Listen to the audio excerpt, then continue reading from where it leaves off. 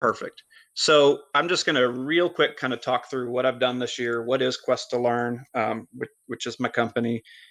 You know, the education just group in general. I mean, there's millions of students, billions worldwide.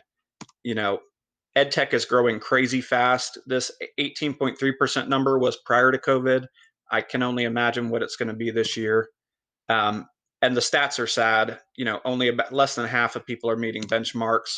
When you're talking like grade level proficiency in math and science, it's even worse. And this is at fourth grade, but at 12th grade, it's like 1 in 4. And so that means people that are in the 12th grade do math at a 12th grade level. Um, I think a big problem with that is studying, which is why I decided to do an education startup. It wasn't me having an education background. I have a healthcare background and a military background, but I believe very much in mentorship, education, and really like I can give somebody some. It's you can give somebody a fish. You feed them today, but I'm a firm believer that if you teach people how to fish and you can help people learn to fish better, they're going to be doing it for a lifetime. So I think it's a great example. So the issue that I saw in educational development is that apps sort of fit into two categories. You've got your, like, I built this math game that I have little, cats or dogs that you count, and it's this specific experience that you build. And then there's like your Kahoot, where you can put in your own questions and answers, but the only thing Kahoot has to offer is one trivia game that you play with your class. If you don't like the experience, so for example, as soon as they ask a question, they start counting down the milliseconds, and you get a higher score if you answer quickly. So the kids who read fast and think fast win every time. If you don't like that, too bad. So what I sort of thought with my data engineering background is like, look, if you've got games over here and you've got curriculum over here, why not build an API in the middle? And so the slide that I have here is like, if you're building an app today, you have to build an app, which is expensive, time consuming, and you have to do all the curriculum and build all of that in. But if you look over on the right, think about who you're actually targeting. If you build a fourth grade level math app, you're not targeting third grade or fifth grade. You're not targeting spelling. You're not targeting English. So you're doing a lot of work and hitting a small sliver of customers. Um, and that gets even worse once you start talking about standards in education, because you might have a great fifth grade spelling app, but if it doesn't meet the standards that Oklahoma schools deal with, now you're having to build more curriculum. So a lot of these education companies are like half curriculum department, and like a fraction of their company is developing. So my goal was to really separate the two, build an API in the middle where schools can plug in, put their curriculum in. The API feeds the game. And so app developers can just build apps. Curriculum developers, whether it's the teacher, whether it's the student putting their own cards in. So like your student builds flashcards, your student does homework where they practice. This is essentially looking to be a gamified replacement for that. And so it's not so much trying to create the curriculum, and really I don't want to be in the business of creating games. I have built one as kind of a test. I want to be in the business of being the connector between the two, because if you build an app and people can plug anything into it, not only do you not have to build the curriculum, but everybody who's plugging into your app or your game or whatever you're building is going to be it's going to be useful. And you could even, let's say you had a fourth grader and a seventh grader, from from the same family. If they're logging in, they can play the same game, but actually get different questions based upon their own specific curriculum. So it actually allows even people who aren't in the same class to kind of play together. Um, for the C# nerds or just API nerds in general, my end goal, and I'll talk kind of where I'm at on progress, but the end goal is essentially that we've got an open API Swagger code gen, so that when developers want to come in, you just generate all the client files and you're plugged in, and how you process it is up to you. So going back like way, when I started the company, this is literally what I had. I put together a PowerPoint like I'm showing, like the PowerPoint I'm showing you today. It's conceptual. I talked to a lot of people. After feedback, it was like, no, I need to do more of this. So I dropped to part-time on my job, got a little better with, the marketing, and really kind of focused into what I saw as a couple demo games. I was actually building a Unity game that you see on the right, which I called Scholarships because, I leave no bad pun unsaid. And the idea was that it's kind of a shooter game, bullet game, as you can see. And I was looking to kind of float students' curriculum questions. They would kind of I'd make some space at the top. They would hang out there, and the answers would float down on asteroids, and maybe you get a health pickup or you get a shield. You know, Number munchers for the older people, if you remember, it's literally what you're seeing there. It would have a category. Um, it might be multiples of 3, so you have to munch up the 30, the 27, the 9, but not the 8. So I was looking to kind of build a numbers munchers clone. None of those, you could put like a vocabulary definition at the top and have all of your vocabulary words throughout. So it doesn't have to be math. You munch up the right answer, you get points, extra lives, whatever, and then the definition changes. Ultimately, kind of decided that neither of those would really kind of hit the market. um, that's about the time I got into Stitch Crew, which has been fantastic. Again, echoing on the last talk, mentors are great. I got so much awesome mentorship through this on the business side, how to build a high growth company, how to actually build a real company, right? Because my background is in architecture, data, building systems. It's not in startups. So if you're ever at the point where your company is growing a little bit, if look no further than Stitch Crew in the OKC area, in my opinion. um, I ended up kind of pivoting away from the games that I was building because honestly, it might have been cool, but I don't think that it would have been super engaging for people. My daughter is not a gamer and she plays the heck out of Roblox. And what I realized is that there's more kids playing Roblox right now than there is Minecraft. Um, and it's actually a platform built for games where it's easy enough that even students that are in high school and college are building and releasing Roblox games.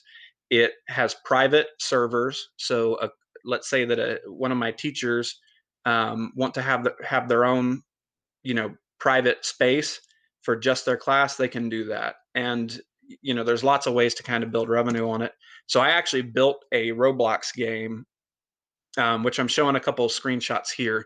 It's a little kind of a pirate versus ninja game where it's very simple. You run around that colored board that you see on the left.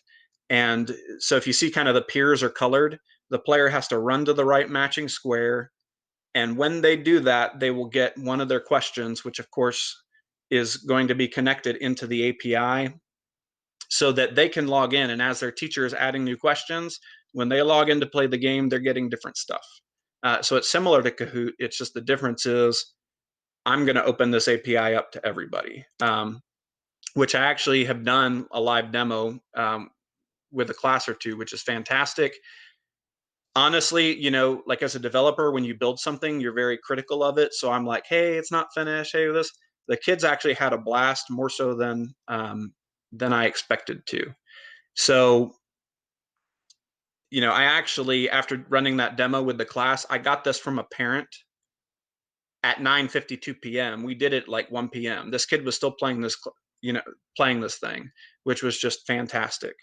Um, that live demo was not actually hooked into my back end API. I worked with the teachers ahead of time to just kind of put, okay, what are you guys studying right now? We're going to stick it in there. And so that's kind of the portion where I'm at right now is I've built my core architecture, which is where I'm going to start needing help.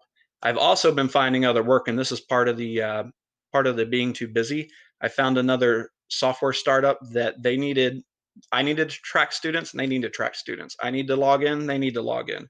They need to know who teachers are and which section the teacher is and create assignments.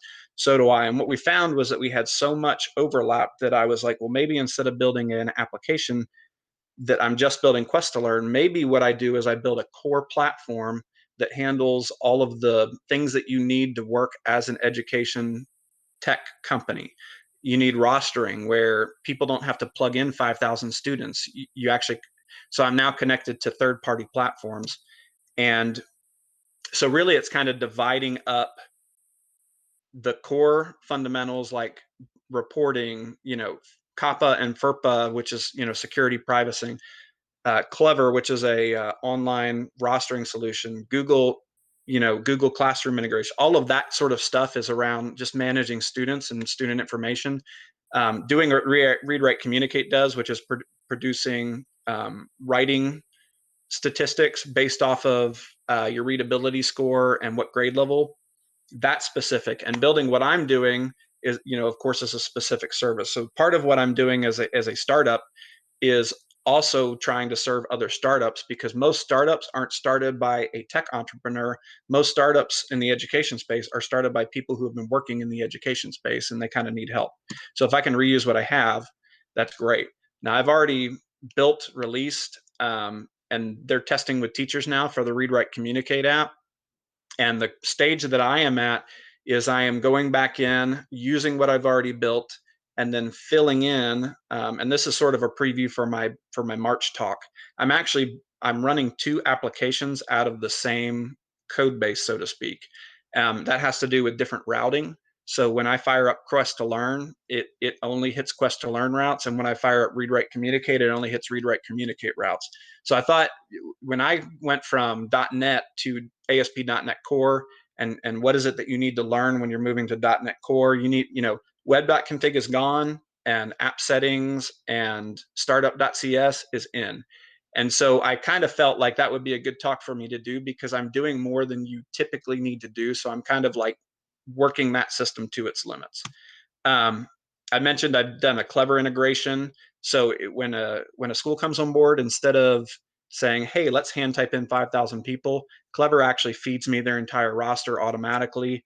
It saves me, like 1 billion hours. And so I already have that level of integration. So once I release, we're ready to just go. That's kind of the overview. So where are we at? I need to finish out that core API, finish out just the question management. I've got the database built. So really I'm sort of pre-MVP on Quest to Learn, where we're getting ready to hit teachers. But I'm pulling in other projects.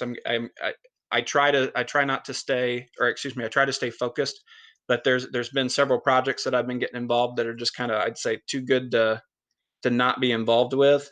And so I'm at that point where I've got more work than any one person can do. If you're an entrepreneurial developer and you want to get involved with this, I'm looking for some C# people. I'm looking for some education folks.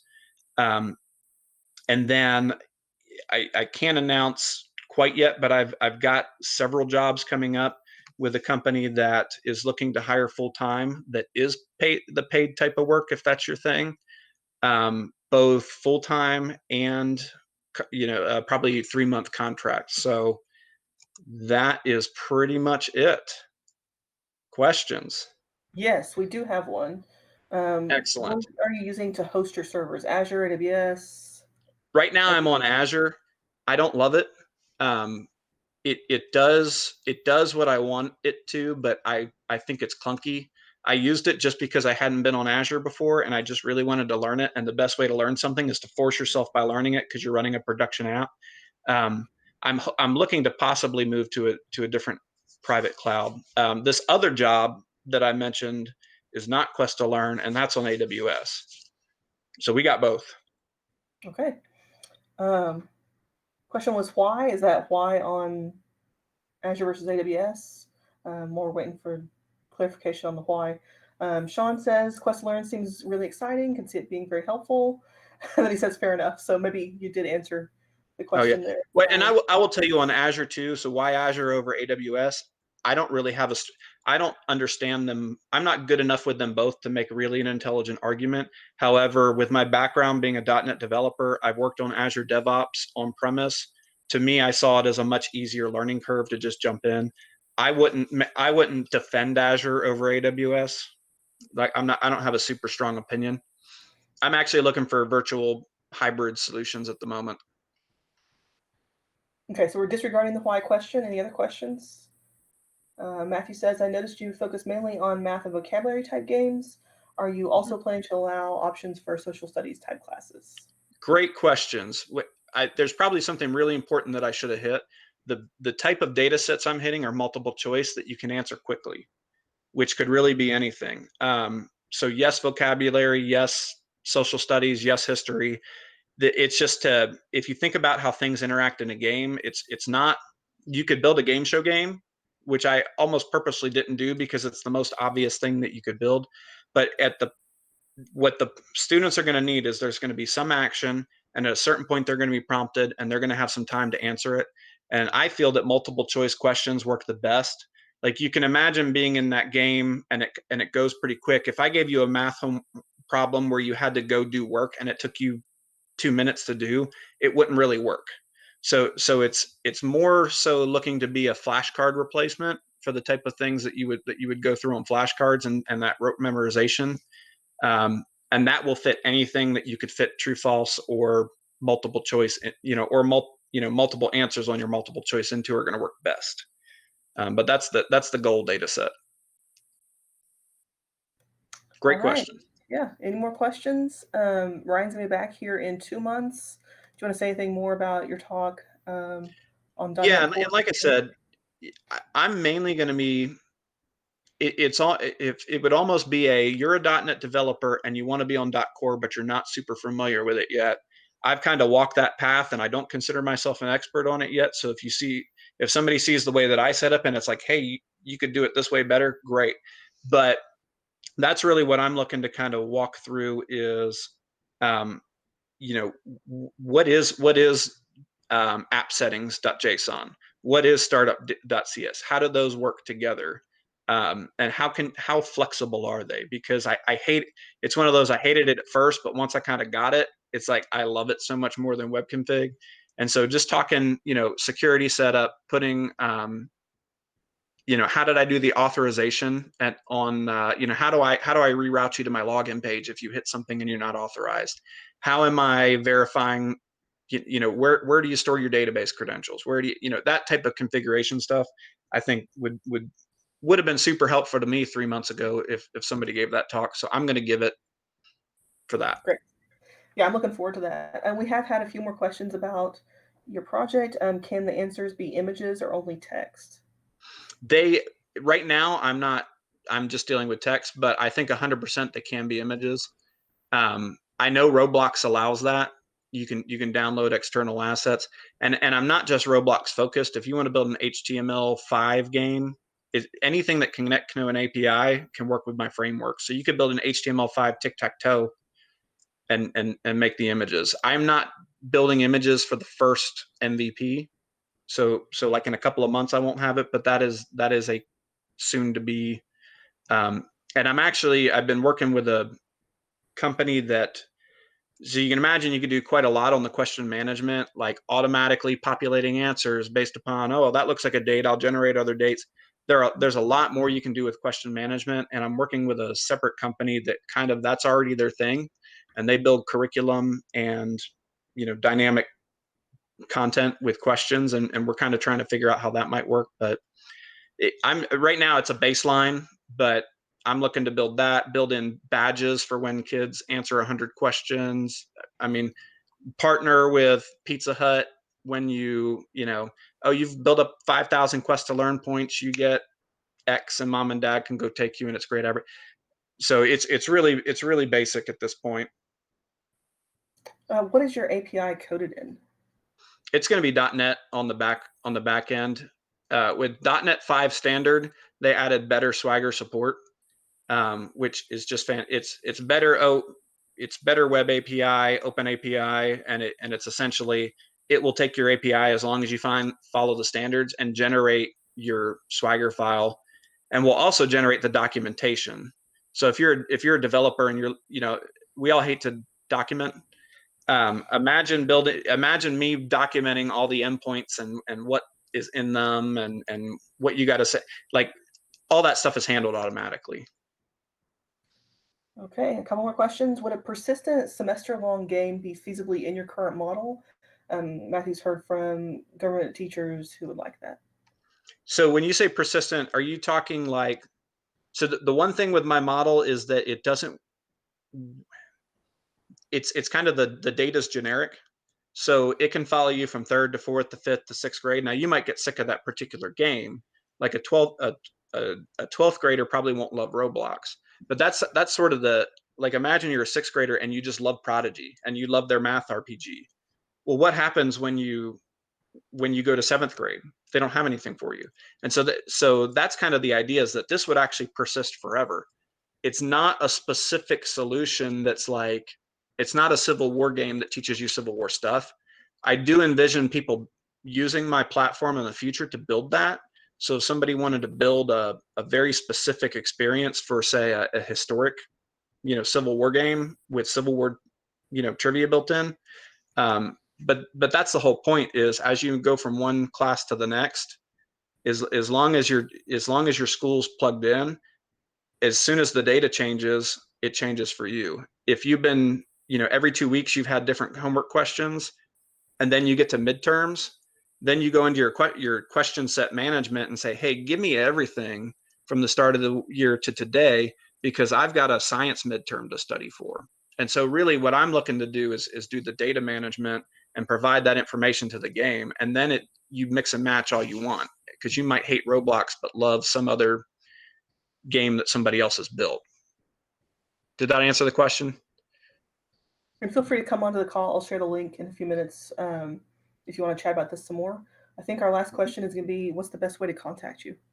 Oh, great question. Ryan Bupp at Gmail, or I'm on Slack all the time. Okay, he said that sort of answered the question. And yeah, hop on the call. Yep. Or hop on the call. Yeah, you right. contact me immediately. Right. We'll be around. And then yeah, and the Slack is great now that's up. Hopefully it stays up. Great way to. Yep. And then he'll be back here on March 1st. Let me share. Yeah. And, so yeah, and even to piggyback on Rebecca's talk, if you're looking for dev career advice, or you're like, hey, I want to build this thing, like I just got an email this morning from somebody that wants to build an app, I'm happy to sit down and spend some time with you, because I like to use what I have to build cool things, and if I can help other people build cool things, great. Awesome. Yeah, find Ryan, Ryan Bupp at Gmail, in this call in a few minutes on Slack. And then we've got you scheduled for Monday, March 1st. Fletch is going to give a talk. If he wants to jump on either before we end the stream or after the stream, feel free to join the call, Fletch. And he did a lightning talk already on the dependency injection. And next month he's going to give a full talk. I have not put these on Meetup yet. I need to do that. I'll try to do that today. So we're also taking input on what we'll do for the rest of the year. If you want to see more panels, what would you like those panels to be on? Would you like to see more lightning talks? What type of topics? We've been leaning a little bit more toward the non-technical side of talks. So if you'd rather see more of that or more technical, now would be a great time to give your input on what you'd like to see this year, the types of things you want to learn.